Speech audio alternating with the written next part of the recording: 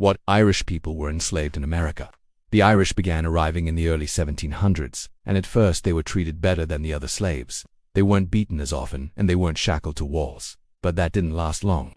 Many of the Irish were indentured servants, meaning they were promised freedom after a set amount of time, but some of them chose to stay in bondage, subjected to forced reproduction alongside with black enslaved people.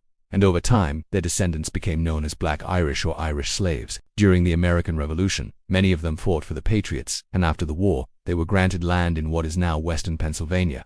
But then the Irish began to fight amongst themselves. Some converted to Christianity, while others remained Catholic. And when a group of freed Irish slaves tried to take over a plantation in South Carolina, an Irish-led slave rebellion broke out. The rebels were put down and the ringleaders were executed. After that, the Black Irish fought in the War of 1812 against the British, alongside other free people of color and black soldiers. After the war, they continued to live in the South, working as servants and laborers.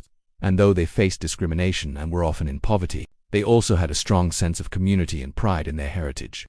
One Black Irish woman named Bridget O'Reilly kept her heritage a secret from everyone except her family. She was born into slavery in 1839 and she spent her life working as a servant. She had children with an Irish sailor who had been enslaved, and she passed down stories about their heritage to her children and grandchildren. But it wasn't until after her death in 1923 that her family discovered she had been half Irish.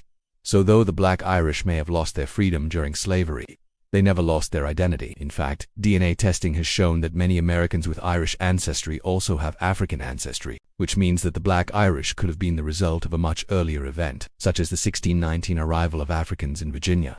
And though we may never know exactly how many Irish people were enslaved in America, or what their lives were like, we do know that they played an important role in shaping early American history. Hey, thanks for watching.